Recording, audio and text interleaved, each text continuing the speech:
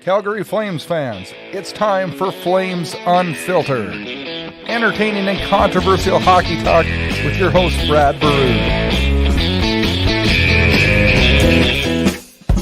The long wait is almost over. The wait, long. Our reward, a Battle of Alberta Saturday.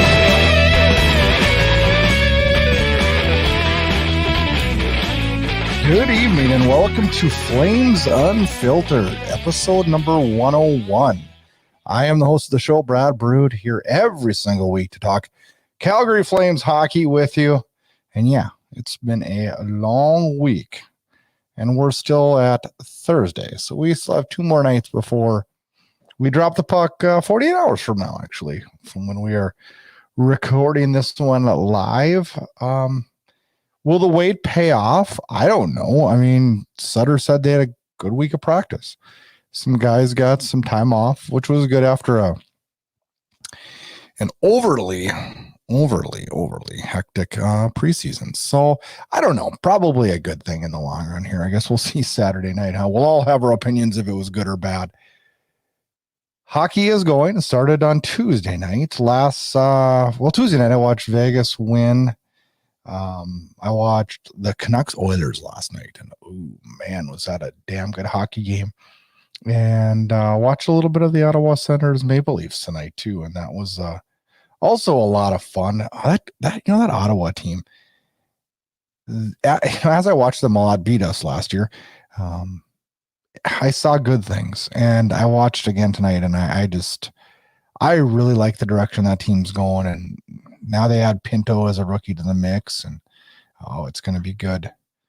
This year is going to really be the year of the rookies. There's a ton of them this year, and youth is really gonna own the league this year, with so many people talking about Caulfield, Spencer Knight, the McTavish boy in Anaheim, Bowen Byram, Pinto.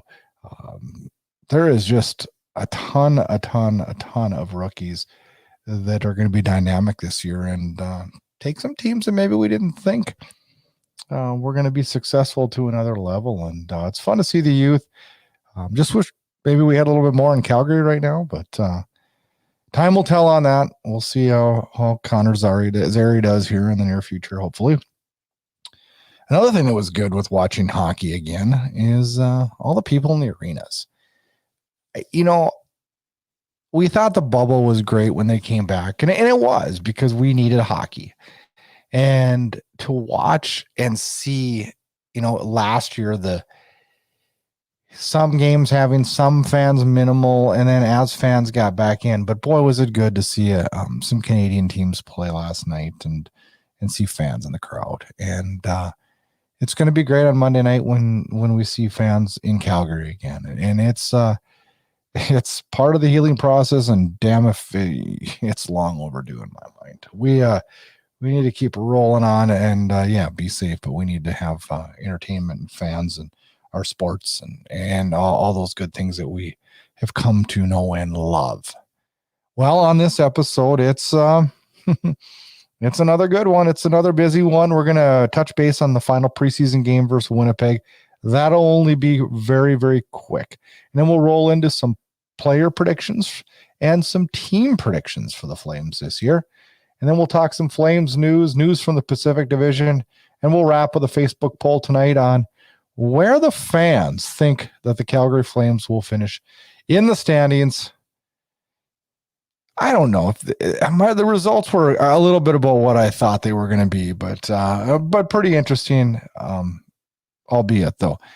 Saturday night, Flames Oilers, Battle of Alberta gets the season underway. Then Monday night, the home opener versus Anaheim. The season is finally here, and thank goodness it is with fans.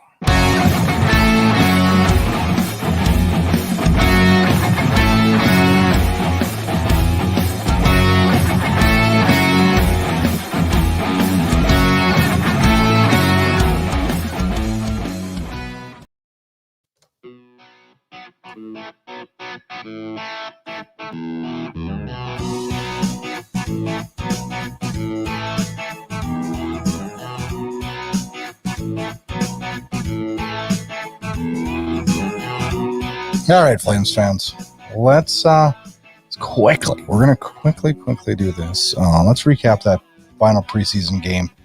Friday night, October 8th, Calgary wins 3-1. Goals from Mangiapane, Monahan, Lindholm. Markstrom goes the full way, stopping 22 of 23. I like what I've seen out of him in the preseason. I like what I've seen out of Monahan in the preseason. Pretty evenly matched game against the Jets, and who cares? It doesn't matter anymore. A good tune-up, and I think it's time. I think it's time to get ready for Saturday night.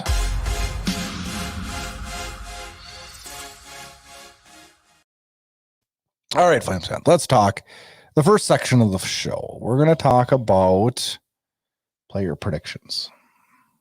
And it's going to be interesting this year because when we talked about the Flames prior to camp, we talked about a lot of unanswered questions and a lot of, what'll happen with this guy? Where is this going to go?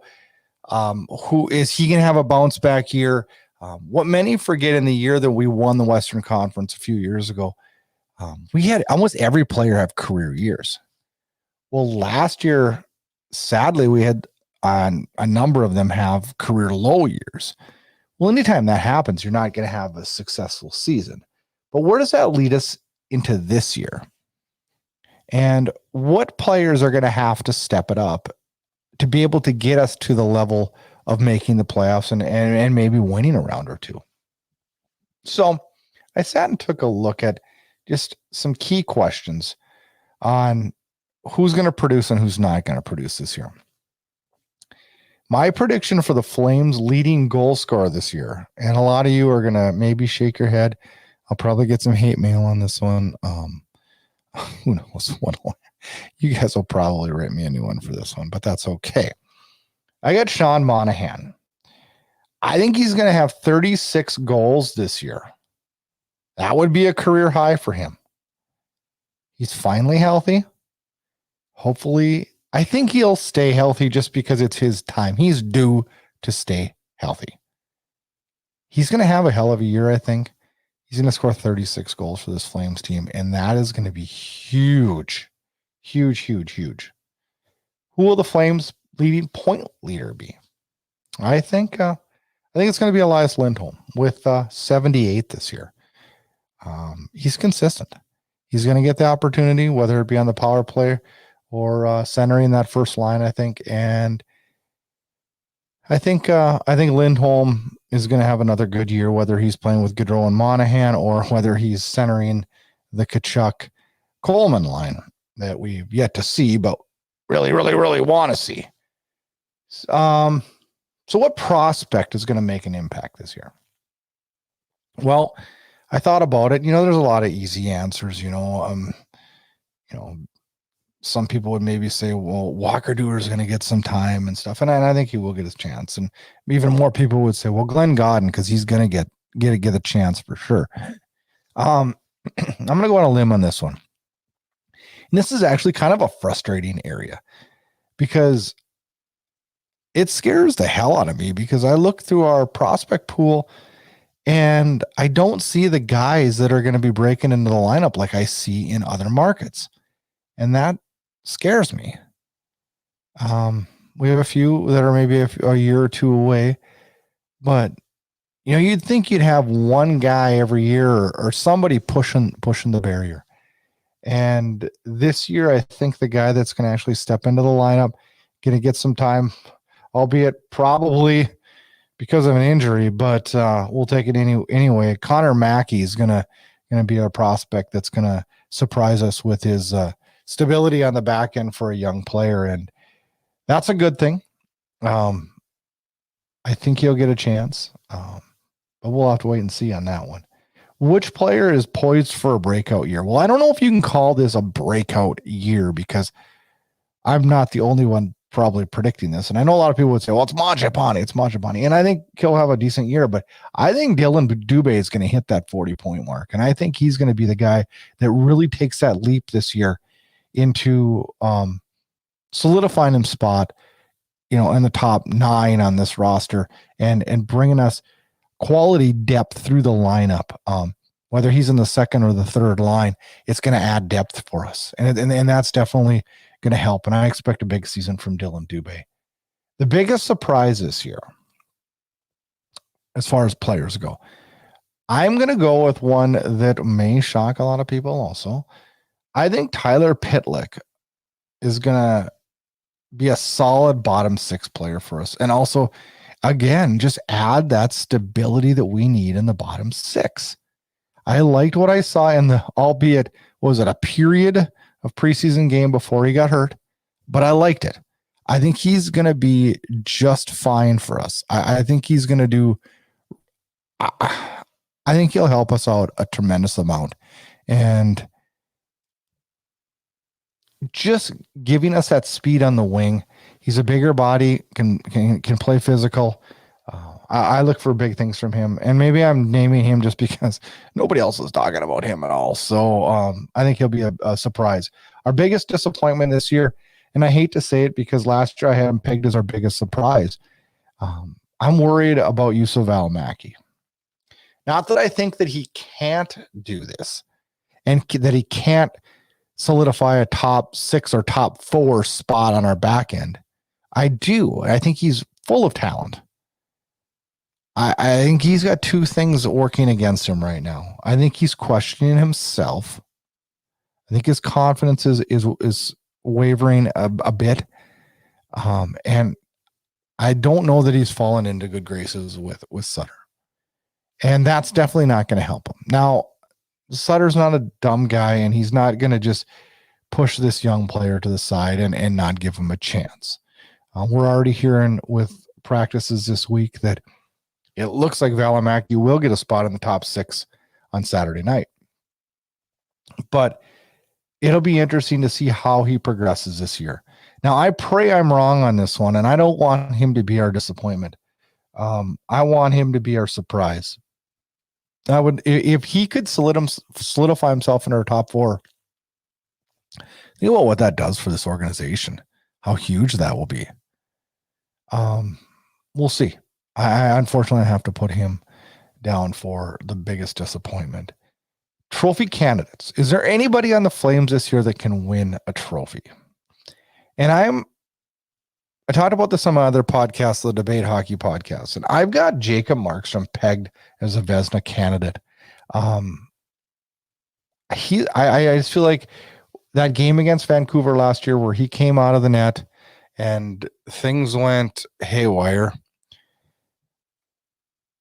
I feel, well, obviously that's in the past now. I love the way he's played in the preseason, and I think he's gonna bounce back and regain his form, and that's a good thing.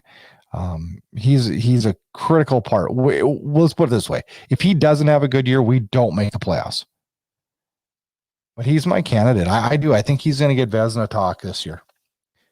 Bold predictions. I came up with 4 crazy bold predictions, and then we're going to get into what I think each player is going to do.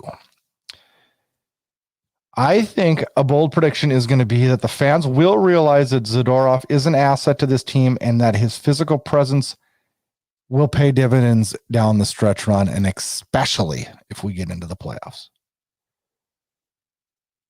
Bold prediction number 2. Johnny Gaudreau will not re-sign in Calgary, and the Flames will lose him for nothing.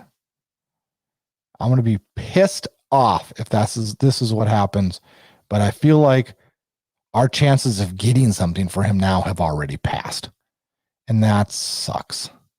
That sucks. Markstrom will regain his old form. We just talked about that.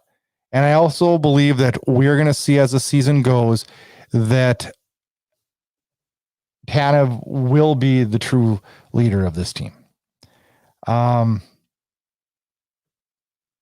He has all the qualities. He has all the qualities that there can be. I just hope that I just hope that it all comes to fruition, because I do think that Tanev, you can already tell. Like, and I'm not. This is not a knock on Hanifin at all, because I think Hanifin and Anderson are going to be great, because I love what we've seen of Anderson so far in the preseason. But man, I just think Tanev is setting himself up to definitely be a leader on this team, and that's really a good sign. Let's talk about these players and who is projected, and who I think is going to have a better year this year or a worse year. The Hockey News comes out every year with their fantasy pool magazine. It lists what they think each player is going to have for points. Well, I took a look at that, and I went through all the Flames, and I'll tell you what they projected. Then I'll tell you if I think they're going to get more or less than that. The first one is Anderson. We just talked about him. They got him pinned at 37 points. I don't know that playing with Hanifin that he isn't going to get more than that. I say he's going to go above that. They've got Hanifin at 27. I'm pretty sure he'll go above that.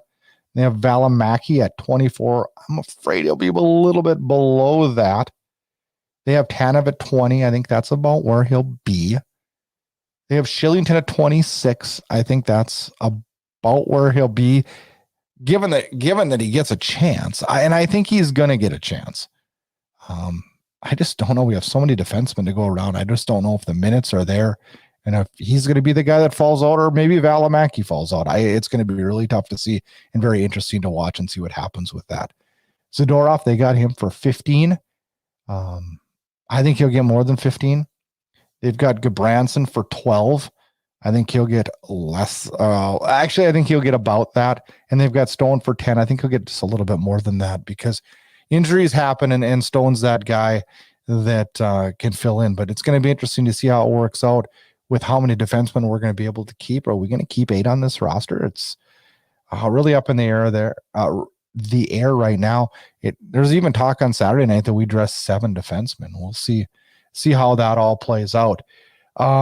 Forwards, we're going to cruise through these because we want to get into some team predictions also. Backlund, they've got him for 45. I don't know that he makes that mark this year. I'm a Michael Backlund fan. I'm watching his career points kind of taper every year, and I pray that I'm wrong there, but I'm afraid he'll be a little bit below 45. Blake Coleman, they've got him pinned at 37. With his price tag, I hope to hell he gets more than that. The pressure's on him to really step up into that top 6 role, a role that he hasn't had to play in the last couple of years. Can he do it? That's a huge question mark in Calgary. I loved what I saw in the preseason. The game he got suspended in, I loved the spark that we saw that night. And I pray that he brings that day in and day out, and we're going to have great things from Coleman, and I think he'll get above 37.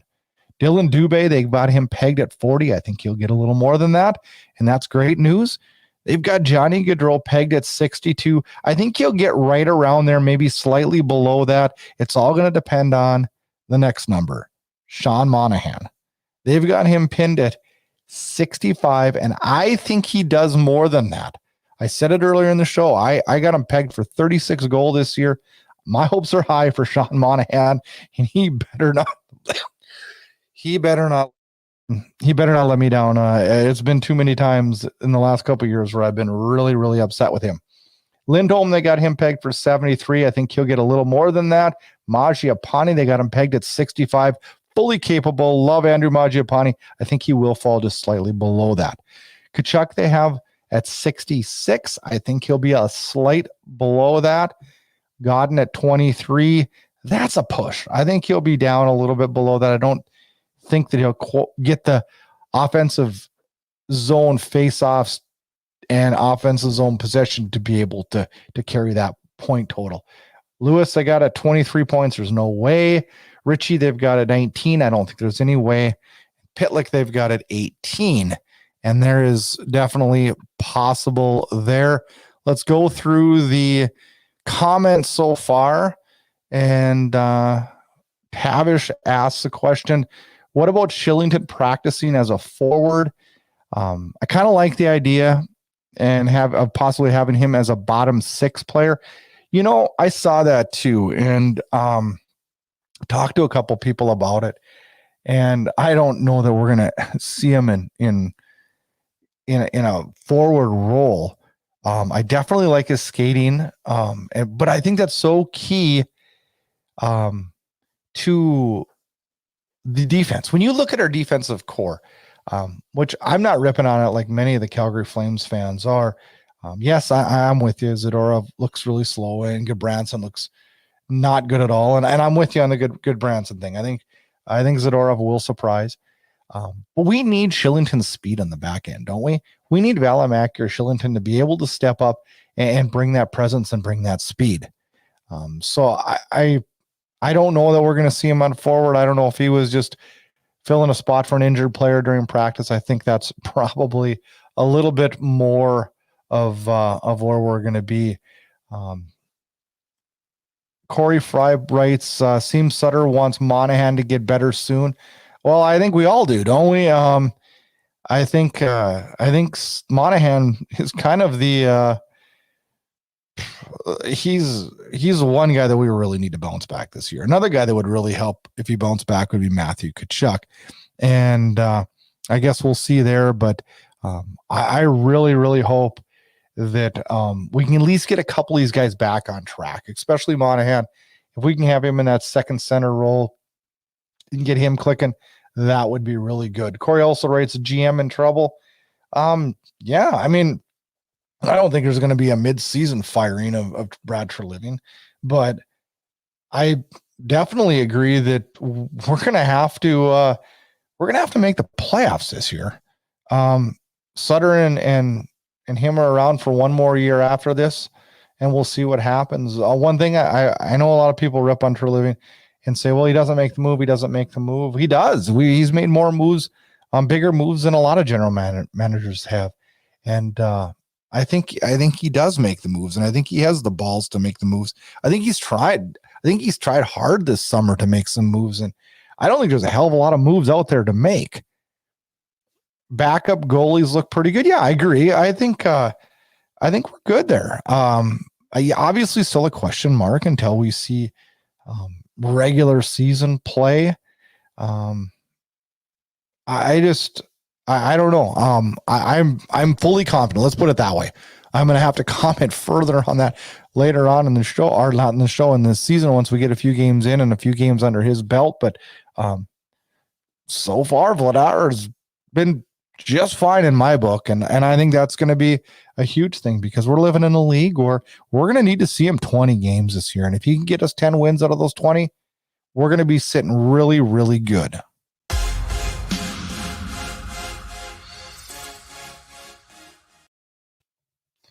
All right, let's roll in and let's talk a little bit about some team predictions and talk about how is this team going to do and where are we going to finish in the Pacific. I talked a little bit about it this morning on my Flame Shorts. I don't know if you've checked those out, but yeah, new little segment we have during the middle of the week, some little short clips of some thoughts, ideas, complaints, whatever I got going in my mind. We do some quick video snippets, but yeah, the Pacific Division, and let's go through where I think everybody's going to finish. I think Vegas will take first. I've got the Edmonton Oilers, albeit a bad back end, but they have for years. I think they will squeak out a second place in the Pacific. I've got the Vancouver Canucks reviving themselves after their COVID crazed year they had in Vancouver to take third. I have our Calgary Flames in fourth. I do have them making the playoffs. Anaheim in fifth. I love what their youth movement is doing in Anaheim. I think good things are coming down the wave in Anaheim. LA I've got in sixth. I also like their youth too. The expansion Seattle Kraken I have in seventh. I don't know what to make of this team. I really don't. I like their back end. I worry about their scoring, and Grubauer to me hasn't shown, or proved to me, I guess, would be probably a better term, that he can carry the weight of an expansion franchise. It's a little easier to do it when you have Marc-Andre Fleury. Plus, I thought Vegas had more depth than Seattle does too. So a couple things working in that favor. In 8th, I have the San Jose Sharks. The San Jose Sharks are awful, and they're not going to get better as this season goes. And I don't think I'm wrong on this prediction at all.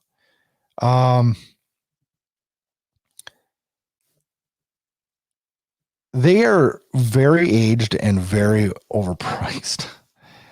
And it's going to be a tough go in San Jose. I got them finishing 8th. I got Vegas, Edmonton, Vancouver, and the Flames making the playoffs. I would love to finish above Edmonton and Vancouver, as people are commenting in the comment section, but I don't know this year.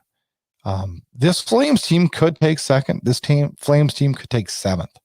I seriously think there's that much of a variance that unfortunately could happen this year, but time will tell on that one, and we'll see. So how many points are we going to get this year? In 2018, 2019, this team racked up 107 points and won the Western Conference. I said it earlier in the show. Everybody that year had career years. Things were great. The next year was a slightly shortened season.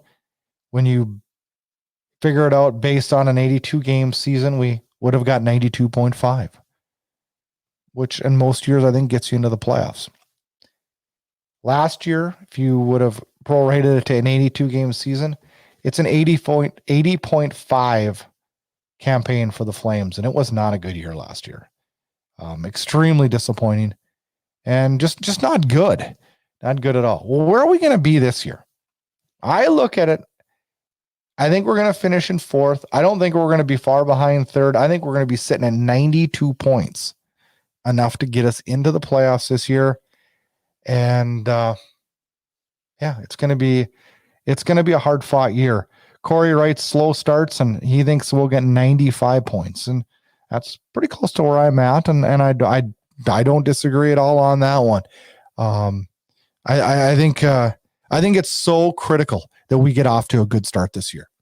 You know, they say that you can't win your division or make the playoffs in October or November, but you sure as hell can get yourself out of the playoffs in a hurry. And anytime you can get up right away and get yourself into a playoff spot in the standings right away, and you watch yourself in that playoff spot, it's easier to stay in that, and it's extra motivation to stay in that. A big start this year is really going to be important in Calgary, especially with confidence wavering after last year's struggles. Western prediction. Unfortunately, I'm not predict Calgary getting out of the first round of the playoffs. I've got Vegas playing Colorado in the Western Conference Finals, with Vegas winning the Western Conference, and I have Vegas winning the Stanley Cup this year. A lot riding on Robin Lehner, isn't it? Yeah, it really is. And that'll be interesting to see how that all goes. So in Vegas, where does Vegas have the Flames? To win the Stanley Cup, you can bet on the Flames anywhere between plus 4,000 and plus 6,000. For the Western Conference, Flames are plus 1,600 to plus 2,200. For the Pacific, to win the Pacific, the Flames are plus 1,200 to plus 1,400. So that being said, if you went on to Bet US tonight, which has the Flames plus 5,000 to win a Stanley Cup, you put $100 down on it, it's a $5,000 payday. Is this a team to bet on? I don't know about winning a Stanley Cup, but I do know that if we can get to the playoffs, a Sutter team can go all the way. Where does everybody else stand in the Pacific Division? Anaheim would be a hell of a payday. They're plus 15,000 currently. Edmonton plus 400. Los Angeles plus 2,500. San Jose plus 4,000. Seattle plus 800, which to me that's an awful pick. Vancouver plus 1,600. That might be a good one to lay some money down on. In Vegas, a minus 170. Everybody thinks Vegas is winning the Pacific. And so does the Vegas odds makers. Tavish he's at a low 90s also. He sees Tkachuk turning it around with fans being there. I think that'll be a big factor. I really do. I like that comment. Tkachuk feeds off that, and I agree with you there. Johnny turning around because of a contract year. He needs to if he wants the money. I agree with you, Tavish. He does need that. Unfortunately, GMs are crazy, and they'll pay him. I just pray it's not us overpaying him. Now, if we can sign Gaudreau, I'm good with that. But we cannot overpay Gaudreau. And quite honestly, at $7 million, is he worth that right now? I don't know. I want to see something in the playoffs from him. I want to see a consistent year this year from him. I'm not against Johnny Gaudreau. I'm not against Johnny Gaudreau playing for the Flames next year. I just don't want to overspend on him so that we're hog-tied and have to wonder how the hell we're going to pay Tkachuk, how we're going to pay all these other guys. We can't put ourselves into a position of no cap at all and then not have Gaudreau producing. It's just a scary proposition, and hopefully, I hope we don't get ourselves into that problem.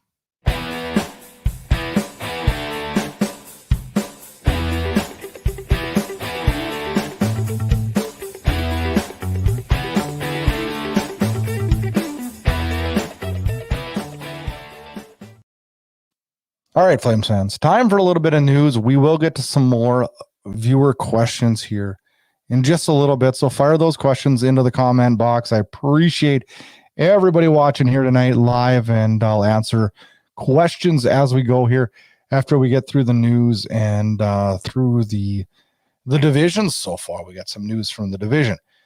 Roster news. Right now, after the opening roster submission, the Flames have 30,000 in cap space.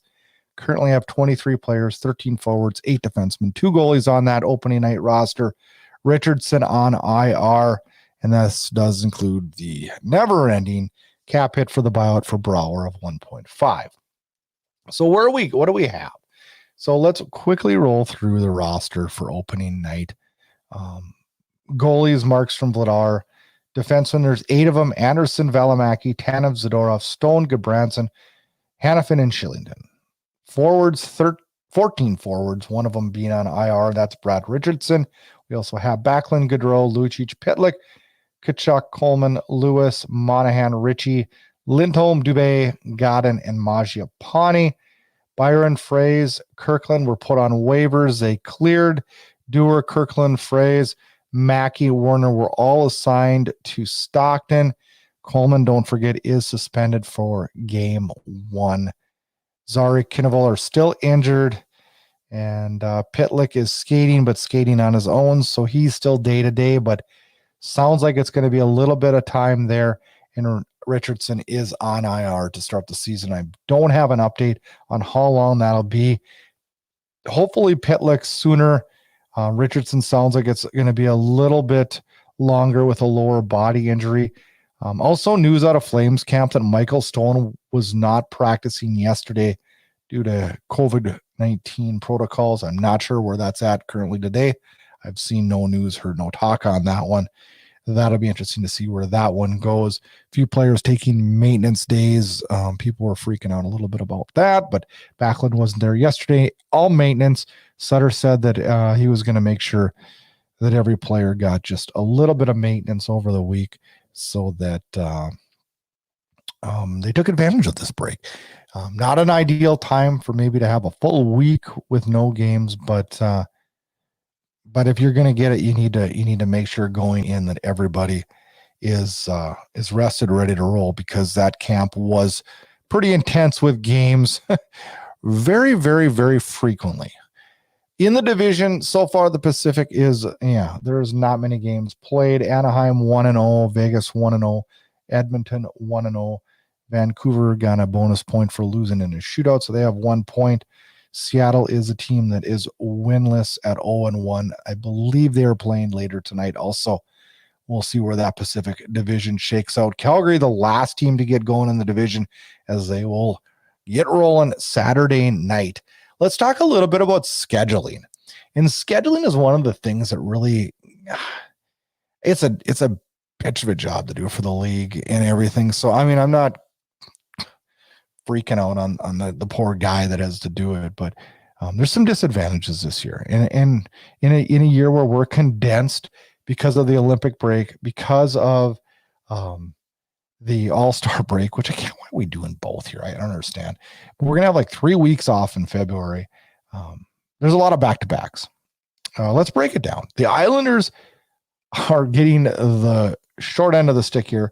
Not only do they start on a 12-game roadie, they've got 19 back-to-backs. Now, on a positive, they don't have a lot of travel there. A lot of teams are right in their backyard. With 17 back-to-backs, Arizona, Buffalo, Philadelphia, and the Kings from our division. 16 is Columbus. 15, you got Chicago, Dallas, Nashville, New Jersey, the Rangers, and Seattle, another team from our division. With 14, the Flames. We have 14 back-to-backs. Carolina, Detroit, Florida, Minnesota, and Ottawa also have that. And 13, Anaheim from the Pacific, Boston, St. Louis, Toronto, and Washington. With 12, Pittsburgh, San Jose from the Pacific, Tampa Bay, Vancouver, and Vegas, both from the Pacific. So most teams have 12. Calgary has 14. LA, 17. 11 is Colorado, Montreal, Winnipeg, nobody from our division. And yeah, the Edmonton Oilers, 8 back-to-backs. We have 14. The Oilers have 8. I don't want to hear anybody in Edmonton bitching anymore. That's crazy. Ugh, frustrating. Before we get to some more listener questions, please fire those off. Let's do a Facebook poll. This week, actually yesterday, it was only 24 hours ago, I put a poll up on Flames Hub and the Calgary Flames official Facebook fan club. Now, if you're on Facebook, you have to go be members of these groups. This is where you talk Flames hockey every single day during the games, all the good stuff. Get on over to Flames Hub, join that group, and get on over to Calgary Flames official Facebook fan club. Well, I got 258 responses to my poll of what place will the Flames finish in the Pacific Division this year. Now, I gave you mine. I said they're going to finish 4th. What do the listeners think? Well, for first, I got 35 votes. 14% think we'll finish first. That would be wonderful, but highly unlikely. Second was 38 with 15%. In third was 95. This was the leader. Third place, 37%. It's a push, but could happen. Could happen. Vancouver, Edmonton struggle a little bit. That could happen. In fourth, where I had them pegged, 61 people said that. 24% of the viewers had them in fourth. In fifth, only 12, 5%. In sixth, only 10, 4%. In seventh, only one person voted for that. Basically fell into the 0 percentile. And in eighth, 6% said that, 1%. So the Flames fans, as negative and as critical as we've been in this preseason, wondering what the hell our hockey team is, the vast majority, roughly 90%, have them finishing in the top 4. And that's not too bad. Hopefully they don't let us down and we can finish in the top 4. All right, let's go to the Facebook questions. And I see here, trade Johnny to New Jersey. He disappears in the playoffs. He does. And I've probably been the biggest critic of Johnny Gaudreau that there is. I don't hate Johnny Gaudreau. I get frustrated with his style, I guess. And I know his size isn't conducive to being a hard-nosed, gritty player. But sometimes I think you need to stick it a little bit harder and work a little bit harder in the dirty areas to make things happen. And I think he gives up on plays a little bit too quick. And sometimes I think he's scared. And you see that a ton, and it disappears in the playoffs. And a lot of that is fear. And, when is Gaudreau great? Gaudreau's great in the power play. Well, one of the things that happens to you when you're on the power play is you don't get hit very often. It's funny how that works, right? Corey writes, the Flames got bigger this year. They did. And it's a product of Sutter. And that's okay. I like the Zadorov signing. I know some people will send me hate mail for saying that. But I think he's going to be a factor this year. I don't know about Goodbranson. I hope he surprises me. I hope so. Up front, Coleman's not a huge guy, but he brings grit. Pitlick, I'm high on Pitlick. I'm not on Richardson. I don't see how this guy fits in. I did not like him in camp. I did not like the signing when I first saw it. But we'll see what happens there. Lewis, I understand that signing with him being so deeply tied to Sutter and almost being like a player coach. I get where he fits, and he'd be a fine fourth line winger. We'll see how that all plays out. Tavish puts, at this point, after a few up and down season, what do we consider a successful season? I think fourth or better is a successful season. I hope that fourth or better gets us into the playoffs. A lot of people think that 5 will come out of the Central and 3 will come out of the Pacific. But what a lot of people forget is, if San Jose struggles, if Seattle struggles, if LA struggles, if Anaheim struggles, or any of those there's going to be some teams that beat up on teams in the Pacific Division. And that's going to be added points. And it may not be just less third points gained. And that being said, might be able to push some of these players, some of these teams into a higher point total, giving them that 4 spot over a team out of the Central. So I think we'll see 4-4 there, and hopefully the Flames can get into the top 4. And that's what I would consider a successful season would be a top 4 and making the playoffs. And boy, I sure hope that happens this year. Thanks for all the questions. I love the live questions, and hopefully we can keep those questions rolling every single show so that the more interaction we have with the fans, the better. And I really, really enjoy that.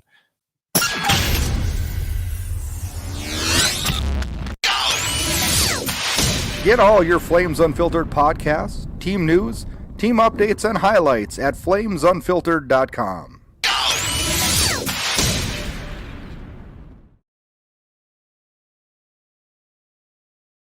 All right, Flames fans, we've been waiting forever to be able to preview a game, a regular season game with fans in the stands. And we get it just 48 hours from now as Calgary heads down to Edmonton for a 9 o'clock Central, 8 o'clock Mountain hockey night in Canada. It's the Battle of Alberta, and what a wild way to start the season. Edmonton 1-0 as they beat Vancouver Wednesday night in a shootout, and a great, great game where Mike Smith was flat out amazing. McDavid was rolling. Draisaitl was good. I thought Puljujärvi was a really good player. It'll be interesting to see how these Oilers are this year. I think they have a lot more depth, and I think they're going to be a little bit more of a handful this year. I still question their back end. I think they can be exploited there, and if they don't get strong goaltending, maybe they don't finish in that second place spot. It all starts for the Flames Saturday night, and Battle of Alberta. Then we have Sunday off, come back home Monday for a home opener against the Anaheim Ducks. They are also 1-0 as they won their first game. That game, 7:30 Mountain Time at the Saddle Dome in Calgary. The home opener against the Ducks on Monday night.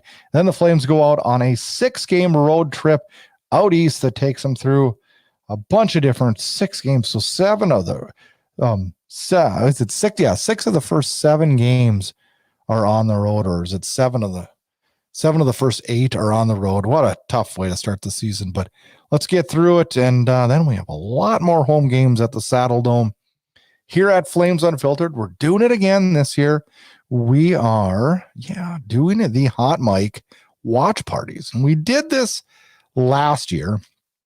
And we did it on, I think, 8 occasions last year. We're scheduled to do 10 this year. What is it? It is a watch party where we use the HOTMIC app. We watch the Flames game together.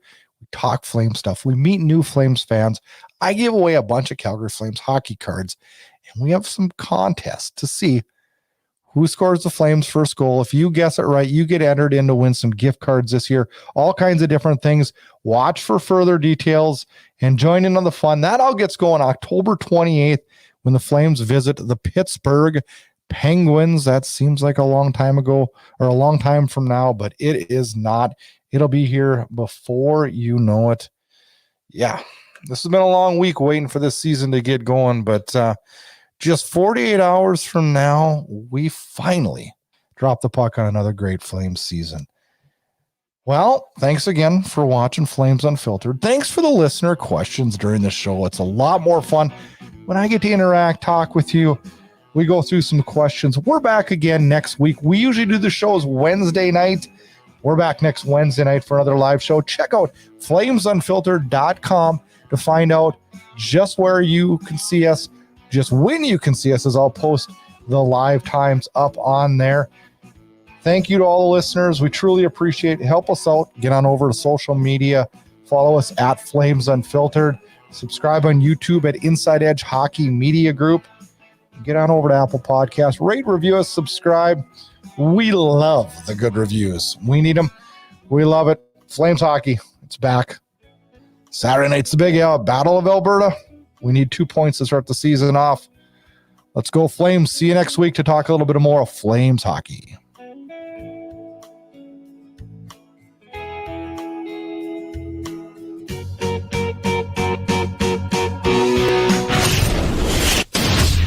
Get connected. Flames Unfiltered can be found on Twitter at Flame Unfiltered. And also make sure you check out our Facebook page at Flames Unfiltered. Check out host Brad Burud on Twitter at Brad Burud. And if you like what you hear, rate and review us on Apple Podcasts. You can find Flames Unfiltered on all the major podcast players. Thanks again and enjoy the hockey action. Play on! Yeah, baby! Play on! Yeah, baby! Thanks for tuning in to Flames Unfiltered. Check back for more action-packed Calgary Flames talk.